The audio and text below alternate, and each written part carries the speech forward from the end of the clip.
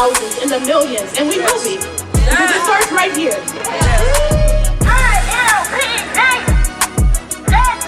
Guilty.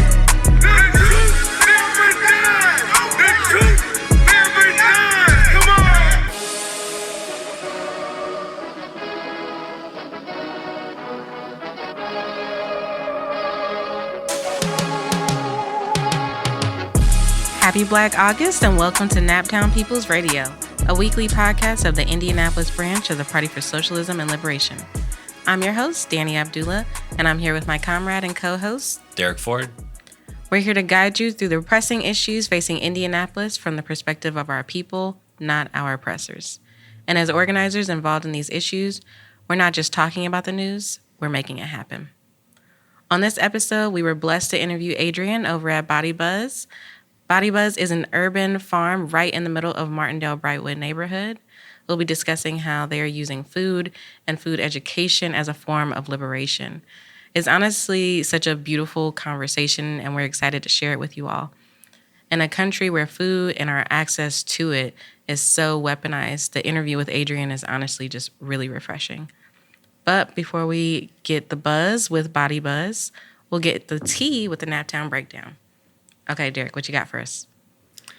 All right, so a couple of things. I mean, it's Black August, so we should obviously be talking about the prison struggle. For those who don't know, Black August every year commemorates the assassination of Black Panther Party Field Marshal George Jackson at the San Quentin prison by prison guards in 1971. And so every August is a time to rededicate ourselves to the struggle to free all political prisoners and rededicate ourselves to the commitment for Black New African liberation.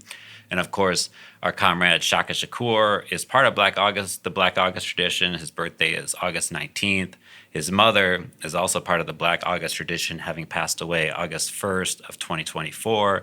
So we want to talk a little bit about some of the prison issues that are facing Indianapolis today, including the scam, really, that the monopoly phone, email, communications networks have over the prison industrial complex, the mass incarceration system. Private prisons really account for a minuscule number of prisons, but it's really these private entities that are the ones that are profiting from our suffering. So a letter from Prison News, an article from Prison News, Legal News magazine, which is published by the Human Rights Defense Center, states that GTL or Viapath was supposed to cap phone rates at 6 cents per minute plus applicable taxes no later than July 1st of this year, but they haven't done so yet. Intrastate calls, or calls within Indiana, are still 15 cents a minute, and interstate calls, or calls, from Indiana to another state, are 19 cents a minute, which are exceedingly high and continue to add undue hardships onto all inmates, especially those who are shipped out of state because of the interstate compact. And they also decided to go from 2 free 5-minute phone calls per week to 1 free 5-minute phone call per month as July 1st, 2025. So we at the Indianapolis Liberation Center, we were alerted to this by an inmate at the Miami Correctional Facility, and we're going to be pursuing this and fighting this because it is illegal and unconstitutional and inhumane, because it really is just another way of trying to prevent solidarity between those of us on the outside and those of us on the inside. And it's just another way that the ruling class and their corporations are able to profit from the suffering and the trafficking of the working and oppressed classes, in particular Black, New African people, and other oppressed nationalities. And speaking of which, there are others who take advantage of the situation of prisoners and those who claim to be on our side. And here I'm talking about Brandon Harper of Post-Conviction Relief Associates. Now, Brandon Harper poses as a lawyer, although he is not a lawyer, and he was retained for the legal defense of Shaka Shakur by the Shaka Shakur Defense Committee, or campaign rather, and he seemed promising, seemed to be, dedicated to the struggle and interested in sort of outrage that was happening in Indiana. And then all of a sudden, once, the initial payments were made, he said that his wife got in a car accident, and then she was in a coma. She got out of the coma, and then she passed away. And during this time, we're trying to be understanding and sympathetic, but then we realized that there's no obituary in the paper, there's, no funeral, and basically this guy is a scammer. And we aren't the only victims of this. And this is, of course, it's a white guy who's really preying on the most vulnerable. This happens a lot for attorneys who deal with post-conviction relief, also attorneys who deal with parole hearings, because these are people who have nobody else to turn to. And so we want our listeners to be aware of that. And also we will be filing a claim against Brandon Harper because he has refused to return our money despite a written agreement that he would do so. So we will be updating you on that. And speaking again of the repression of our people by the states, there is, of course, the announcement made by Governor Mike Braun on August 1st that really further solidified something that had already been happening, which was a collaboration between ICE and local ICE, all federal immigration enforcement agencies, Department of Homeland Security and local police through the 287G program. Of course, this is justified as a cooperative agreement to, kick quote unquote, criminal elements out of our country. But, criminals like Brandon Harper, criminals like, the cops who, beat, brutalize, and kill our people. Those are the real ones who we are concerned about here. But the important thing, I think, is that, people are fighting back. It's part of a war on immigrants that the Trump administration has been expanding this program that really deputizes local law enforcement agencies to enforce federal immigration laws, which, technically they're not supposed to do. And this is, basically part of a plan to enlist local police departments, sheriff's agencies, part of his racist mass deportation program, which is an attempt to divide the working class and oppress people against each other. So there's, a variety of types of these agreements. There's really 3 types. If you want to learn more about that, we can put a link to some in the show note, into an article that'll get into the distinction between the two in the show notes. But one great story of resistance happened in Illinois, a small suburban city on the shores of Lake Michigan, which saw a large growth in its Latino community in the early 90s, late 80s. And in 96, the federal government sued them for housing discrimination over laws that limited the number of Latino family members that could live in a home or apartment. Local officials said that it was to stop the Latinos from, quote unquote, taking over the town. The proposal to join the program, the 287G program, was passed by a 7-2 vote, but the opposition movement it sparked ultimately won, and this was in 2009, when the mayor, Richard Hyde, who had pushed the agreement, lost his reelection campaign, and the police chief who had supported it resigned. And so after Trump was elected, Lake County officials were again united, in saying that they would follow Illinois law and not proactively cooperate with ICE because of the previous fight back movements that existed. And so this is an example, of resistance that we should learn our lessons from here. At the Indianapolis Liberation Center on August 14th, there's going to be a workshop to prepare for increasing our resistance to ICE, letting them know that they're not welcome in our streets, letting them know that all their collaborators and co-conspirators like the IMPD, the Marion County Sheriffs also aren't welcome in our streets. I have so many thoughts. I'm trying to make sure they're all coherent. But I think about, I was literally just talking about this in a therapy session, one of my clients, and talking about how community is beautiful. It is beautiful when we are in community with one another. And there is no such thing as self-care, right? There is only community care. I can't take care of myself without being in community with others, right? And capitalism and the impact capitalism has had on Western civilization has made things very individualistic. And so I hear you talking about like multiple generations can't live in one house. And I'm like, that's absolutely ridiculous. Like, how can you tell someone to, first off, just like not consider their culture, their cultural background, right? Like, there are cultures where, like, yeah, the mom and the grandparents and the children and the great grandparents, right? They all live in one house.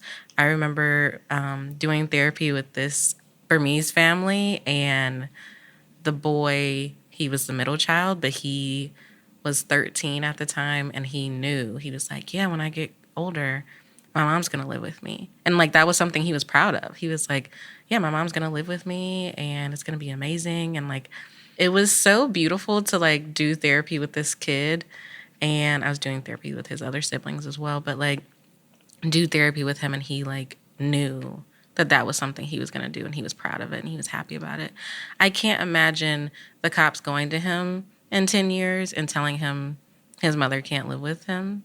Like, that kid would probably cuss out the cops. But she had, like, basically, like, I mean, this is actually one way in which we just completely segregate old people, like, so that we don't have to, like, look at them or, like, you know, be reminded of our fragility, the fragility of life, you know, the fact that community is not always, like, births. It also includes, you know, declines, but there's also beauty in that. And yeah, it really is a form of segregation. And it's like, yeah, you know, once you turn like 70, like, we just lock you away over here, you know, don't leave. If you want to go to this grocery store, we'll send you on a special little bus. I mean, it's kind of disgusting, right? When you think about it. Yeah. We were kind of laughing because it is so disgusting, but it's like, you know, oh my God. Yeah. And not to mention the fact that, like, economic circumstances also have something to do with this, right? Oh, I mean, of course, culture is big, but, like, you know, it's not as if, I mean, look at the number of 30-year-olds who cohabitate together, like, as friends, right? I mean, it's just because, like, nobody can afford an apartment anymore on their own. No, absolutely not. No, all of those things go into it.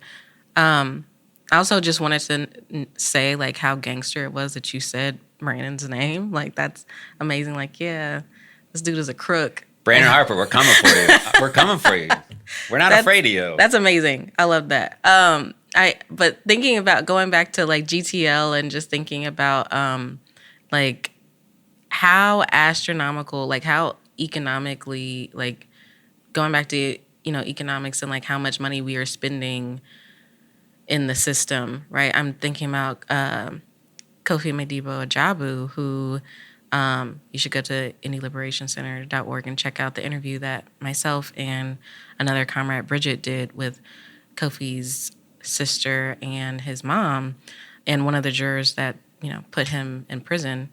But his sister talked about her freshman year in college, and, like, she could only talk to her brother once a month because that's all she could afford. And this is her older brother. This is someone she loves, and she wanted to talk to him, but, like, literally could not afford more than that. She was there on scholarship. She was spending her scholarship money to talk to her brother, who was wrongfully incarcerated, right? And this is by design. It's not just so we're putting money in the system. It is also to jack up, like, the recidivism rates, right? Like, if you feel like you don't have people who care about you and who love you on the outside, and you don't have that community, like, your chances of going back to prison are higher, right? And that is a way that they continue to enslave us also. Yeah. So, and also a way that they continue to, like, trap people in there and do whatever they want because, you know, I mean, one of the most important things, like, if you go to prison, it's like, have somebody write you once a week, once a month, so the prison authorities know that you have people on the outside. Absolutely. So they can't just do whatever they want to you know? And that's one of the reasons why we've got a phones app currently going on right now. You can learn more about that also at the Indy Liberation Center website. Who was it? I think it's one of Eric Taylor's uncles. I think it's his uncle, right? Who we've had to do a couple phones apps for, because the system, the prison guards and the nurses in the prison have put him to the point that he is handicapped, right? Like, he has special needs, and while he's in there, and they don't attend to his needs. I know his Eric Taylor's mom talked about that before. She talked about it multiple times. And sometimes we have to do the phone zap just so he can get the care he needs. Yeah. And he wouldn't need that care if the jail guards hadn't put him in a cell, left the cell door unlocked, and then let white supremacists attack him. Right.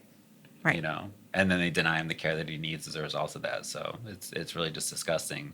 But that's why, again, like the phone zaps, they actually work. I mean, in Kevin Taylor's case, it worked, right? We were able to get him some care. Not that that struggle is done, but we were able to actually get him that care. We were able to get a response from the IDOC, which of course we shouldn't need to. We should just, like, that should happen automatically. But, you know, it shows that we just got to fight tooth and nail for our people at like every step of the way. I mean, Black August is, like, of course, remembering George Jackson and Jonathan Jackson and all the political prisoners, but it's also a way to, like, think about our most vulnerable population of our class, right? Not just Shaka. Like, there's people who are not as well known as Shaka who also deserve to be remembered and deserve to have somebody who is on the outside thinking about them and caring about them. So, yeah. Happy Black August, y'all. Yeah. And that's what we have for the Naptown Breakdown. We will take a short break and be back with Adrian from Bodi Buzz. The Indianapolis Liberation Store is the one-stop radical shop for organizers and activists in today's struggles. We have a full range of buttons, stickers, posters, t-shirts, and revolutionary literature, including books, pamphlets, and more. Black August is coming up, and we've curated 3 bundles to celebrate and encourage your education in the Black struggle in America and abroad. The bundles range from $30 to $80, and each bundle includes buttons and a copy of The Supreme Court versus Democracy, as well as more books. The first tier including The Black Belt Thesis, the second tier including Assata by Assata Shakur, and Blood in My Eye by the Black Panther George Jackson, plus a Fred Hampton t-shirt. The third tier has 5 books and 2 t-shirts, so definitely go check out the full range of Black August options at indyliberationcenter.org/store. Naptown People's Radio is recorded live at the Indianapolis Liberation Center, your liberated space in the heart of downtown Indianapolis, located at 18th and Meridian Street. The Liberation Center is rooted in a fundamental truth. Liberation is never given by the oppressor. It is won through organized, united struggle. Unity is never simple, so we actively bridge the divide imposed by the ruling class through education, culture, politics, spirituality, and more. We reject competition and embrace cooperation, bringing together community members, organizers, and future organizers to train a new generation of activists. Together, we're fighting for a world built on the interests of people and planet. By organizing across our city, we're reviving a collective spirit and renewing our belief in a better, necessary future. This work is hard, and it's not free. We depend on supporters like you to keep the center open and growing. Visit indyliberationcenter.org to become a monthly sustainer today. Your contribution ensures this liberated space thrives, opening new avenues in the struggle for liberation. Thank you for your support. Now back to Naptown People's Radio. And we're back. This is Naptown People's Radio. I am here with Adrian here at Bodi Buzz Urban Farm. I am going to apologize now because we outside and my child is here.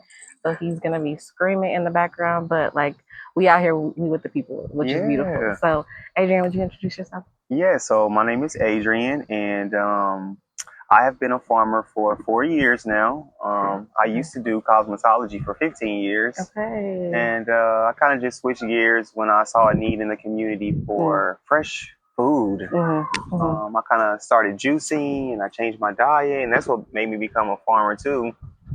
And so, yeah. Okay, beautiful. So tell me, so you said you saw, like, in our community, right, it was needed to have fresh food, which is not something that is readily available, especially in Brightwood, which is where we are. I'm from Brightwood. You say you're from Brightwood as well before we started this interview. So, like, what got you into farming? Like, I feel like that's That's not something that you see a lot of Black people in anymore, especially. I love this question because it honestly happened for me during COVID. Okay. I was one of those people who went to the store super late, thinking like, oh, I'll just go when I can, not when I actually needed to go. And I got to the store and there was absolutely nothing.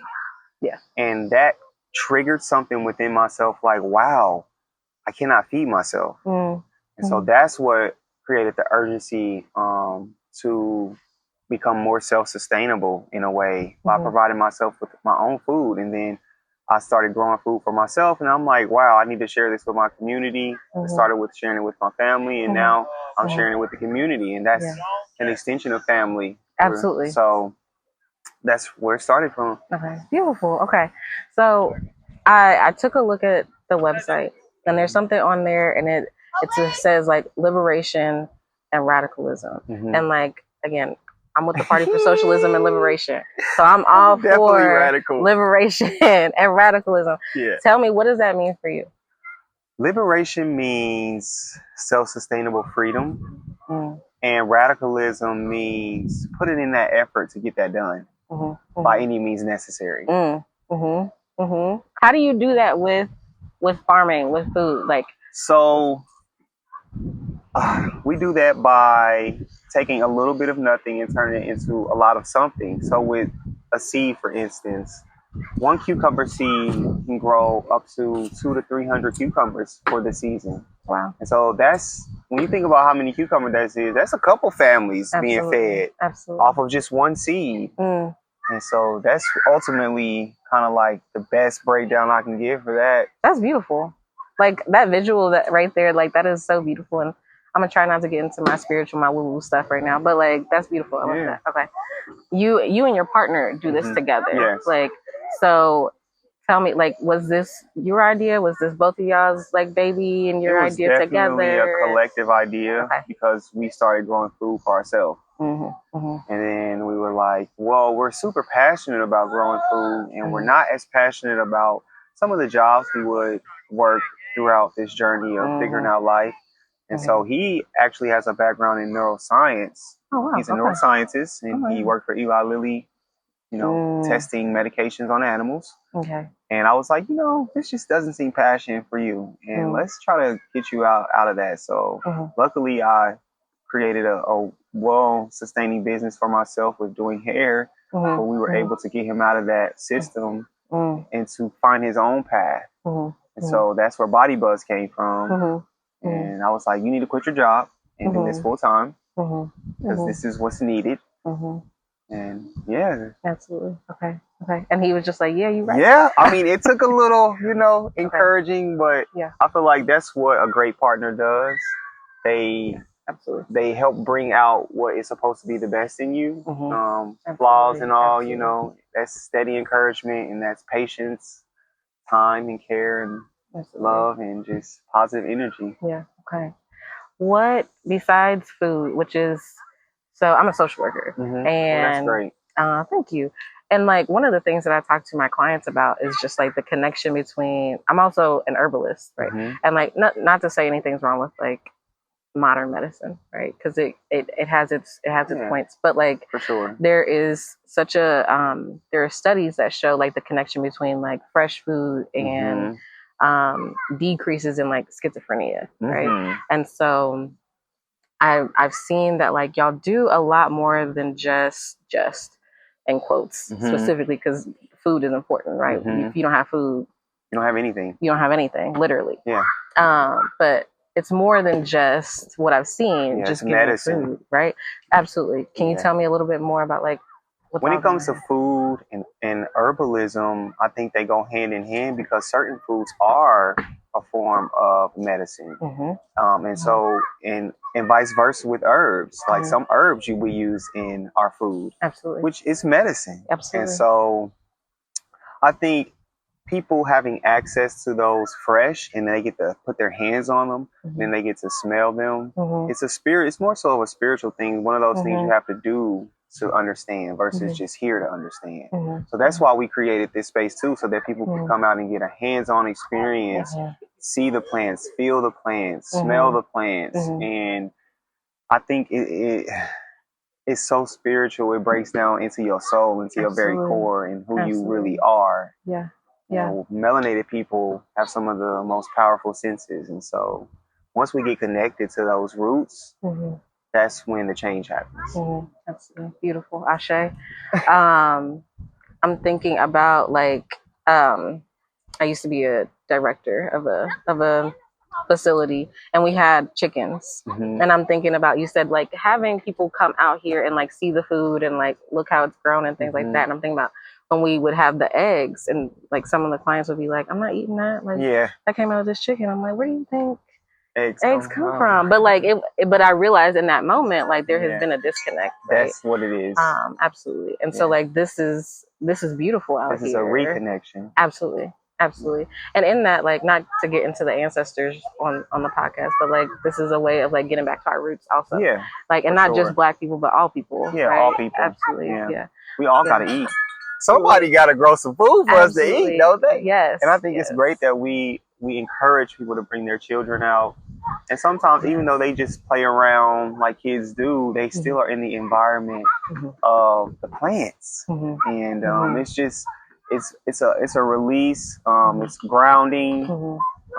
It's a sensory thing. Absolutely. And those are very important to our minds. What is something that you want the community to know about Bodi Buzz? Like, I think the biggest thing that I want people to know about Bodi Buzz is that we are here for y'all.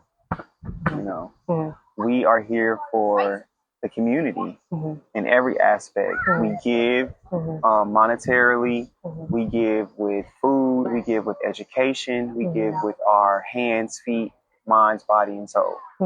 And this is all done from, you know, our own resources. We're not crowdfunded. We don't have any grants. This is just solely based off of everything that we've done from the ground up. And I think that I just want to show people how easy it is that you can do this too. That's the whole purpose. Bodi Buzz is here to teach, educate, so that we can change the narrative of where we're going in the future with these kids. That's what matters the most to me.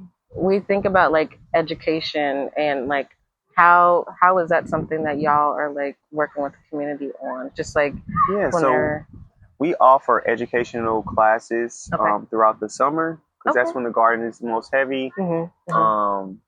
We also do field trips, so we go out to schools, or they can do a field trip to the farm. Oh my gosh, okay. And so that's how we do the educational piece with the kids. And we host gardening classes often. So. Oh my gosh, okay. I gotta tell my kids' school. Like, that's like I said, it's like 10 minutes away. Their school is like so close. Yeah, we want the schools, the churches. Yeah, we want everyone to have a garden. Everyone should have a garden in their community. How y'all feel about a bunch of socialists coming out here and learning about gardening? Because like, so are you saying that it looks like in the aspect of like meeting up and talking about these things? Like coming out, learning about this, because this is also, like you said, this is also liberation. This is also radicalism, right? And radicalism and how to show up for the community looks different in different ways. It does. And like, it's not always going and protesting. It's not always, you know, having a picket sign, which is some of the things that me and my comrades do, right? Sometimes we'll show up to court support for people, or, you know, however the community needs us to show up. But it also looks like this, you know? And that's kind of where I'm at with it as far as the radicalism approach goes. I'm looking for people who want to disconnect from the system, and we need to create our own systems so that they benefit us. Because the systems that we want to be included in were never built for us, and they won't ever be for us. That's just the way that they have been created. And so now that means it looks like it's almost like, to me, they need to rewrite the Constitution. They do. And if they don't do that, then we have to create our own in our own communities. And that looks like activists and socialites and people gathering in spaces like this so that we can all get on one accord with how we're about to start this revolution. Absolutely. So absolutely. We're on the same page. Absolutely. And like, we actually have a few things coming up. So we have a movie screening. So it's like bring your blanket or chair, and we'll have a projector. kind of like a drive-in movie setting. Okay. We'll have food and beverages. Okay. And we're going to be watching some documentaries over the next months of August and September into October. Okay. And yeah. Okay. Cool. Anything else like I want people to come out here. So yeah, we got farm to table dinners that'll be starting up at the beginning of September. Okay. Amazing. Those are just some of the ones that I could think of off the top of my head because I got so many moving parts to what we got going on. Yeah, absolutely. But so the farm to table dinners, on Fridays we have arts and wellness, so poetry, spoken word. Yeah. Those are on Friday evenings. Okay. And then Saturday is the market day, and then that evening will be the farm to table. Okay. And then included on Thursday. So Thursdays are for kids. We do STEM days activities for kids on Thursdays. Okay. And so, yeah. Okay. Amazing. Okay. No, for real. Like y'all doing a lot. Yeah, we got a lot going on. That's a lot. It's just the two of y'all. Yeah. We've tried to bring on people, but you know, I'm so passionate about helping people that if I don't feel your energy is as passionate as mine, because it's kind of impossible to be more passionate than me. Yeah. So if we're at the same level, then that means that we're aligned. Absolutely. And so it's just an alignment thing that we've been having trouble with. Okay. It was a quote that this guy said that really stuck with me, and I want to share it. It said, you know, you have people who strive to build, and then you have people who take to survive. So we're here striving to build something better for the community. Yeah. And sometimes you run across people who just want to take to survive. Yeah. And that's no judgment. Absolutely. Because that's what you're just doing what you feel like you got to do. Absolutely. But if it's not aligned with the collective mission of re-education and putting the people first, then it doesn't align with me. Absolutely. Absolutely. Yeah. I mean, and that goes back into, you know, again, with the party, we believe in, you know, people over profit, right? Yeah. And like giving back and so absolutely. People first. Absolutely. Yeah. And that's the way it's supposed to be. Yeah. Re-education. Absolutely. That's really, we just got to relearn the ways we thought we were supposed to be living. Absolutely. I'm a therapist. So like, that's what I was doing before. That's why I was so late getting here. But I was just telling my client, and she said something like, oh, and my girlfriend said that wasn't normal.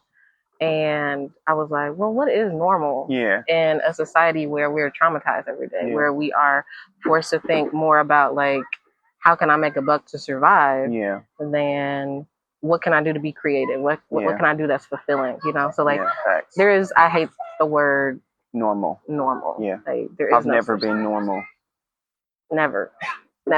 Like, so the people who make the biggest impacts are never seen as normal. Absolutely. Yeah. How I wanted to ask about, because I've worked a lot with, and the center has worked a lot with, Sierra, who is the founder of Cultivate and Community Food Box Project, and she has a podcast also. And something on their podcast that they talked about was the term of food desert versus food apartheid. And it's something that she talked about before, and like she gave this really great definition. Her and Art gave this definition of like, you know, a food desert, like desert is something that is natural, right? Something that like happens. Whereas apartheid is very purposeful and like separation. It is not something that comes from nature. And I wanted to ask, like, do you have thoughts on like, because in this neighborhood, you know, there's food apartheid, right? Like you can't walk to a grocery store, right? Do you have thoughts, feelings, or anything you want to share about just like the very purposeful food apartheid that is happening in Brightwood, Indianapolis in general? I think that's definitely a purposeful tactic. And just to get people to go to bigger corporations who offer produce, but that produce has no nutritional value. A statistic, which is, people can fact check me if they want, but I believe that the United States, about 70% of the produce that we grow, we ship it to other places. And if you really pay attention to your produce when you go to the store, you'll see where it's from. And a lot of times it won't say from the United States unless it's a local farm. Right.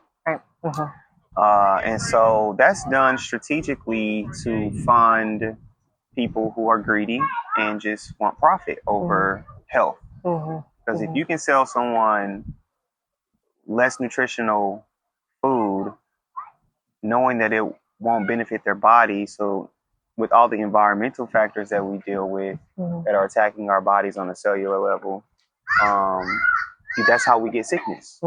And so if you cut access to that fresh produce, which has all of the nutritional value of what you need, then you fund the healthcare system. And so it's just a greedy society of elite people who are profit over people. But we don't have to take that anymore. Absolutely. And how we combat that is we link together and we teach agriculture in communities so that now this community can grow these crops, this community grows these crops, and then we trade with one another so that we're not even buying things as far as food go anymore because everyone is helping. Absolutely.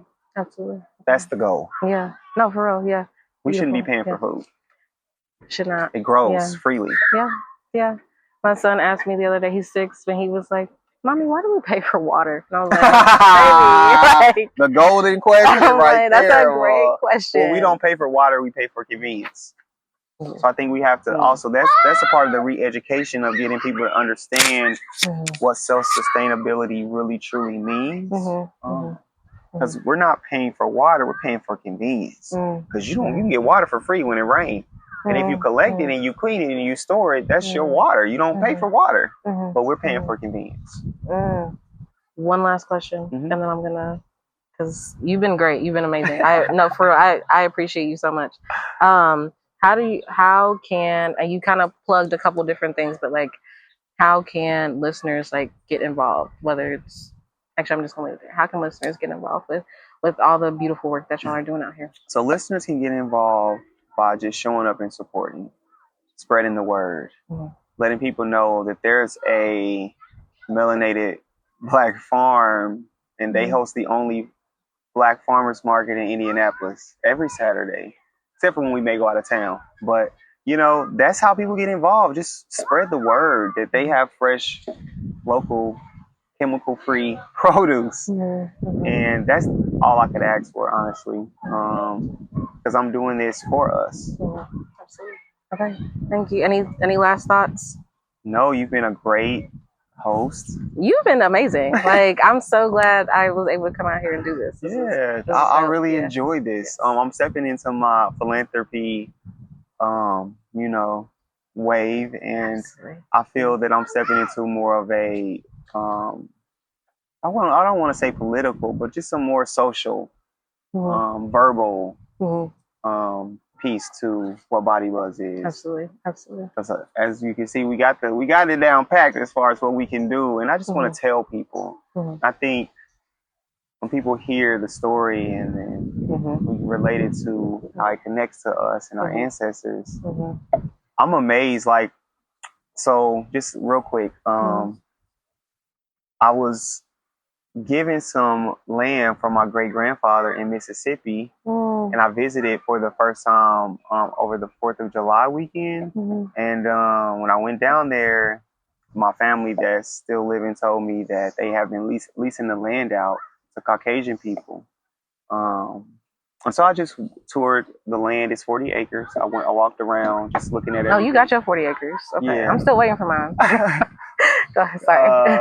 But my great-grandfather had to fight for that, and there's plenty of stories about that, maybe for another podcast. But anyway, so I go down there and I'm just looking around. I'm like, wow, this is like miles of cotton that they're growing. And so I related it to how our ancestors were in those fields all day picking cotton. Yeah. That cotton got thorns on it. Yes, it does. Yes, it does. The passion of we got to make it, that is what I want to bring back to the community. That resilience, that just feeling of being just so connected to what you're doing, knowing that it's going to benefit someone in the long run. Ashe. As far as our children and their children's children. Yep. It was just amazing to have that moment, and I just almost had like a visual of people out there just absolutely. And it just I cried, and I just was like, I can only imagine. Yeah, I was just in like amazement, and it bothered me that my family would lease the land out because we could be doing this, and we could be feeding our communities absolutely for free. Yeah. I don't want people to have to pay for food. Yeah. So if anybody takes anything away from this interview, is that your support means, when you support Bodi Buzz, it means you are supporting the movement of making sure that we have access to food for free. Oh, beautiful. Thank you so much. You're welcome. Oh, wow, this is Thank beautiful. you. Thank you. I'm so grateful. Thank you. And we'll be back. All right. Okay. We're gonna have to do more than talk. We're gonna have to do more than listen. We're gonna even have to do more than learn. We're gonna have to start practicing, and that's very hard. We're gonna have to start learning, and you learn through practice.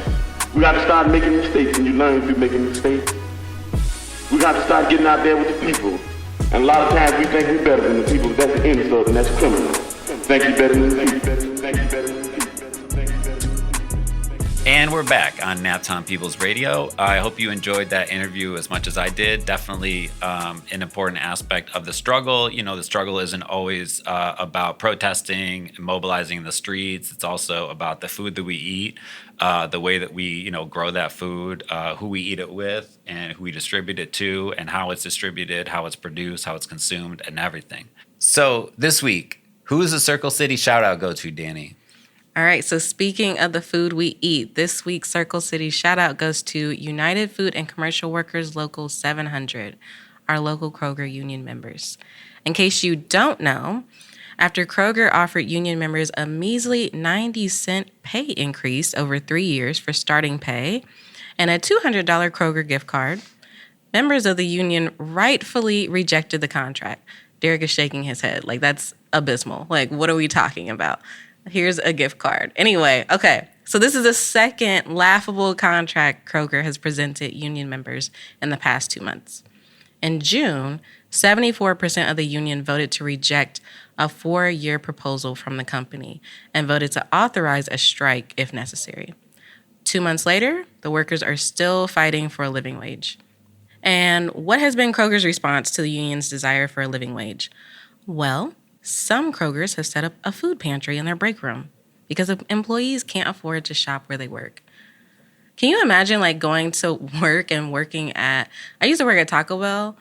I can't imagine going and being oh, I can't afford the food at Taco Bell, even though I work here. That's wild. It's not really the same thing as working at Kroger, which is literally groceries, but wild. These are the people who are literally feeding us, right? These union members keep our groceries stocked. They bake birthday cakes. They put out these beautiful flower arrangements for Mother's Day. They even cook the food. I remember being a kid and my mom shopping at Kroger, and sometimes after buying a ton of food, because for some reason my mom was always feeding a small army, she would be like, oh man, I'm so tired. I don't feel like cooking any of this food. And she would go over to the deli section and get the cooked food there.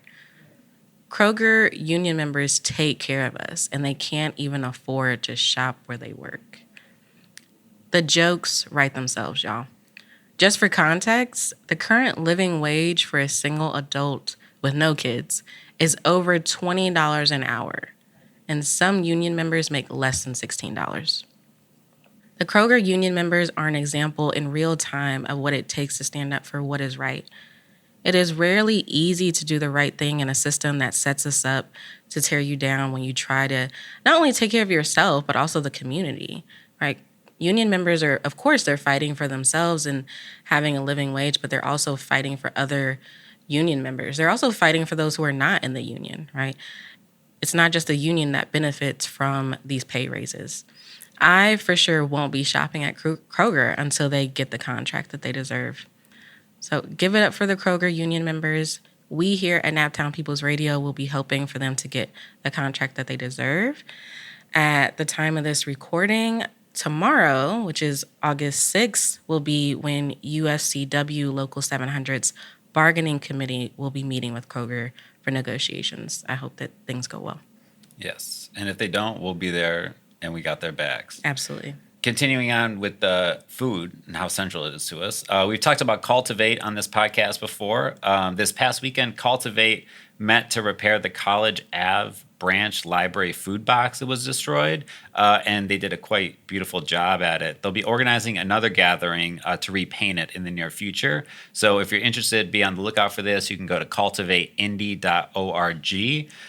We've also got 2 phone zaps going on. One is for Royal Amos, an innocent man who's been in prison for 20 years at Wabash Valley Correctional Facility, who's currently enduring deliberate medical neglect. And the other is for Hamilton County Prosecutor to Lauren P. Delp to press charges against Dorothy N. Scales. We talked about this last week. Dorothy N. Scales raped Vernon T. Bateman, and then the Marion County Prosecutor's Office facilitated a lawsuit against, or child support claim against Vernon to force him to pay money to the woman who raped him, which he now has to do.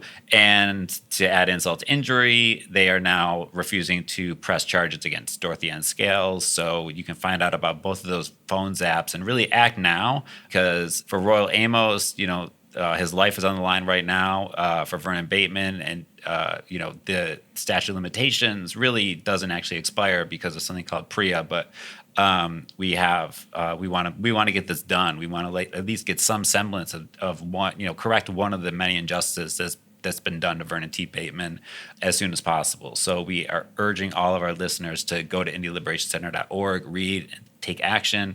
It's just a phone call, a couple of phone calls, and a couple of emails. And if all of our listeners do it, it can make a big difference. So that's it for this episode of Naptown People's Radio. If you found today's discussion useful, pass it on, leave a comment, and listen for our next episode to drop. You can support us at support.pslindianapolis.org and by shopping at the IndyLiberationCenter.org/store. If you have a suggestion for the show, email us, producer@naptownpeoplesradio.com. The road ahead is long, but we walk it together. Study with your comrades, build with your community, and always remember, theory without action is paralysis, but action without theory is chaos. Once again, I'm your host, Derek Ford, here with my comrade and co-host, Dani Abdullah. Stay dangerous, stay disciplined, and stay in the struggle. We trying to create a movement. We got a chance to do something in Indiana that brothers like myself been talking about for the last 40 years. When I first became political and we was organized behind the walls in the 80s and 90s, some of the stuff that we doing now with the different programs and the different institutions that we have and things like the Indy Center is things that we used to talk about and dream about doing. And now we doing them. See what I'm saying? We doing it.